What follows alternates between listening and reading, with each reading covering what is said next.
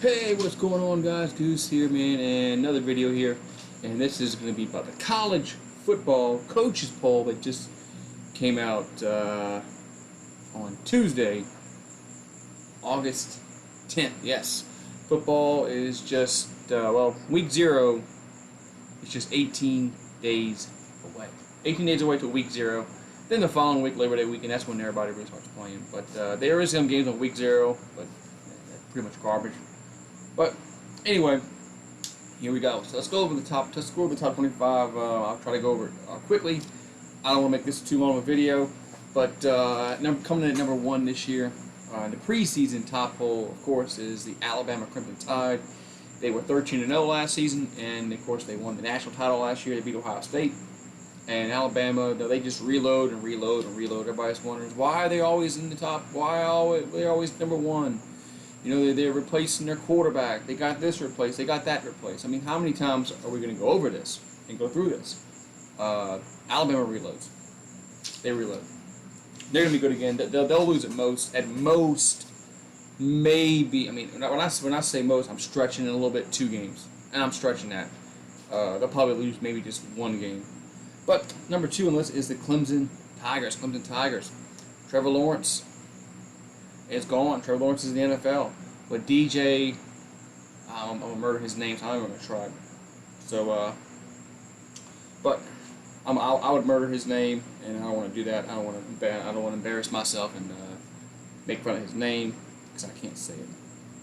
But he's quarterback in the Clemson Tigers this year, and Clemson's, they've recruited at a high level also. They play in the ACC, so Clemson's going to be right there again at the end of the year. Coming up next on list number 3 is the Oklahoma Sooners. They were 9-2 last season, and Spencer Rattler's coming back for Oklahoma. Oklahoma's loaded this year. I know the running joke in college ball is Oklahoma always they choke in the playoffs. You know, they got beat by Alabama, Clemson, LSU. They always lose when they get to the playoffs. But Oklahoma is going to have a good team this year. Number 4 on the list is the Ohio State Buckeyes. They were 7-1 last year. Now, of course, they're going to replace Justin Fields, but them too, they always recruit at a high level too. Look, Quinn Ewers is going to be on the team this year. So he was supposed to be a 2020 recruit, but he reclassified the 2021. So look, this guy might get playing time this year. Maybe, but we'll see.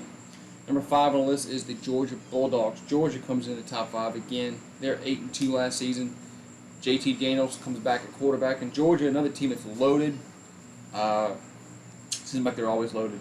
So interesting to see if Georgia can they finally get over the hump and win the national title that's been plaguing them since 1980. I thought in 2017 they probably had the best team that year in college football. You know, at the end of the year, but they couldn't get it done in overtime against Alabama. So Georgia comes in at 5. 6 is Texas A&M. They were 9-1 last season. Of course, they had to replace Kellen Mond, and he is gone. So A&M has to replace a quarterback, but they're still ranked in the top 10. They were 9-1 last season. Spiller's their running back. He's pretty good. So A&M is going to be good this year. Are they top 5 good? I don't know, but we'll maybe be seeing on that as they we'll see what A&M does this year. Number 7 on this is the Notre Dame Fighting Irish. Notre Dame finished 10-2 last season. They went to the ACC title game, lost at Clemson. They got into the playoffs. They lost to Alabama. So Notre Dame will finish. Well, I'm sorry, Notre Dame starts at number 7 on the list. Number 8 is Iowa State. Iowa State was 9-3 last season. Iowa State, how are they going to handle this? How are they going to handle this success? Because they've never been they've never gotten this much preseason accolades.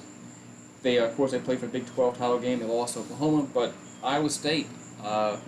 Can they prove that they can do it year after year? That's a hard thing to do in college football. Number 9 on this is the North Carolina Wolfpack, 8-4 last season. Sam Howell's probably the best quarterback in the ACC. Mac Brown's doing a good job over at North Carolina. He has them in the preseason top number 10. So curious to see with North Carolina how they fare this year. Number 10 on the list is the Cincinnati Bearcats. 9-1 last season. They lost to Georgia in the Peach Bowl. Cincinnati, Luke Fickell. I'm surprised he didn't get a job this season somewhere else, like in a big name program, a top Power 5 program. But Cincinnati, they play in the American Conference. Cincinnati should be good again. I mean, the real only competition in that conference is going to be Central Florida, really. And Central Florida's really fallen off as of late. So next number 11 is the Florida Gators. They finished 8-4 last season. Of course, look, they got to replace with tight end Kyle Pitts, Tony, Kyle Trask. Surprised to see Florida ranked as high as 11, but look, it's Florida. I mean, they're not going to be horrible under Dan Mullen, but I mean, at 11. Are they kind of overranked? I guess you can say maybe they are, maybe they aren't, but all depends on how Emory Jones plays at quarterback. So apparently the coaches are high on them. Number 12 is the Oregon Ducks. They finished 4-3 last season, and that 4-3 got them a Pac-12 title game win over USC. Oregon. I think Oregon was my preseason pick to win the Pac-12 again this season. So we'll see what Oregon Ducks can do here in 2021. Number 13 on the list is my Lsu Tigers. They finished 5-5 last season. A very, very disappointing 5-5 season. I thought they would go 7-3 last season, but they went 5-5. Very, very disappointing. A lot of question marks for LSU this season. Well, one answer is already a question.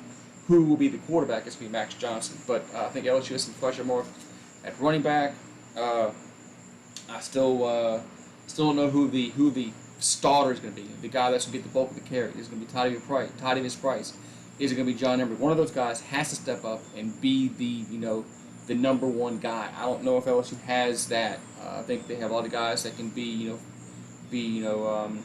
right there in the mix in the 1A, 1B. But I don't think LSU has a guy that's clear cut number one, the running back position. And who's going to be the number 2 receiver? Of course, Keyshawn Booty is the number 1 receiver.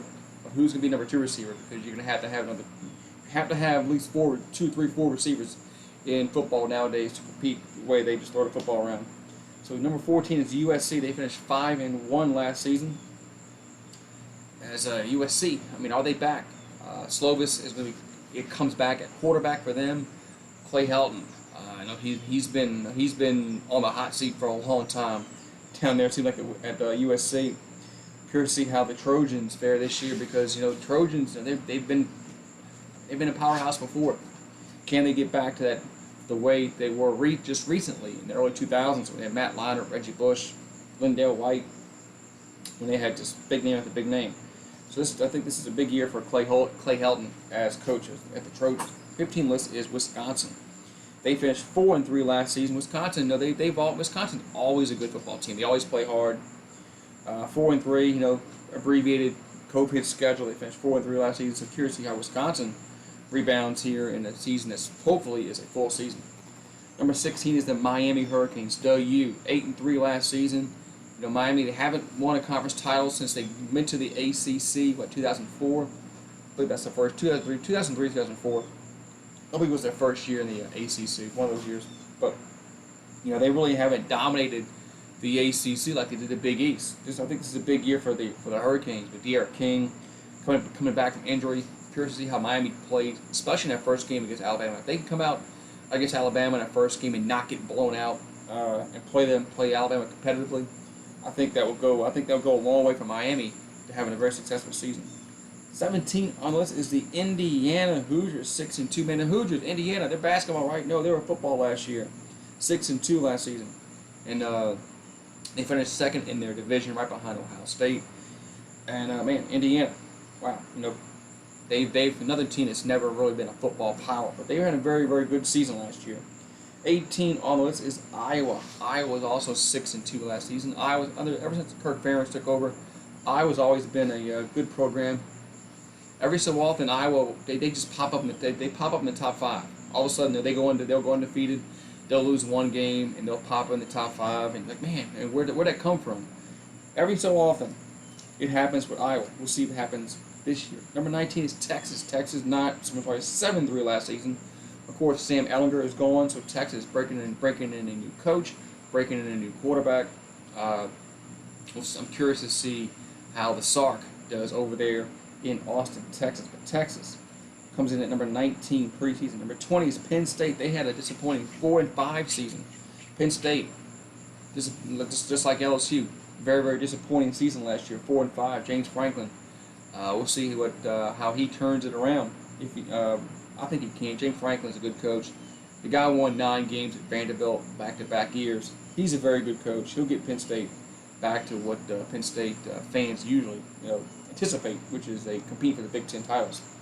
Number 21 is the Washington Huskies. They finished 3-1 last season. They only played 4 games. Only played 4 games last season. So it's tough to really, I mean, what do you gauge in their this ranking on? I mean, I guess potential. So Washington 3-1 last season. They had several games that were canceled because of COVID, but Huskies, Peterson no longer the coach there. So Oklahoma State comes in number 22, 8-3. Gundy's been there for forever. I mean, I'm a man. I'm 40. Back in 2007, Gundy's been there forever. He's gotten chances to leave Oklahoma State, but he hasn't done so. Oklahoma State 8-3. This is probably the last year in the Big 12. I think the Big 12 will disband after this coming season, just because of Texas, Oklahoma being going to the SEC. So Oklahoma State, this might be their shot to win the Big 12 this season. Number 23 on the list is the University of Louisiana at Lafayette. They were 10-1 last season. They were co-champs of the Sun Belt. I know Napier, another good coach, up-and-coming coach for them. We'll see what he does this season with the Raging Cajuns, as they were co-champs with the number 24 ranked team, Coastal Carolina. They were 11-1 last season. Coastal Carolina was undefeated going to their bowl game against Liberty, and they lost it. That was a very exciting game last year for Coastal Carolina. So 2 teams in the Sun Belt in the top 25, and ranking at the top 25 list is the Ole Miss Rebels. They finished 5-5 last season. Lane Kiffin, year number 2 with them. Look, they're going to have a good offense. They will with Lane Kiffin. Matt Corral's a very good quarterback. All depends on how Ole Miss's defense fares. I think it's going to be the defense that's going to. Defenses will tell the story how if Ole Miss goes 8-3, maybe I'm not talking 9-3, something like that, or if they go again, have a break-in season like 6-6, 7-5. It's going to be their defense that's going to set the tone for Ole Miss. I think their offense will be good with Lane Kiffin. Why wouldn't it be? It was good last year. You got the same quarterback. So watch out for Ole Miss, especially in their offense, because their offense is going to be really, really good again this coming 2021 college football season. There it is, guys. There's your top 25. Bama, number 1. They're always number 1, seems like, with Saban, especially in the preseason. Just is what it is. I mean, they're always talented. Have a good one, guys. I'll talk to you later, and always go Tigers.